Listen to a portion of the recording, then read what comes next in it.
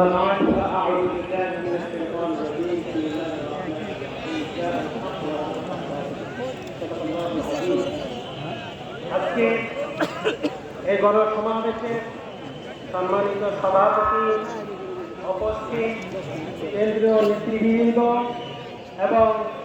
বিভিন্ন থানা থেকে আগত আমাদের নেতৃবৃন্দ সহ উপস্থিত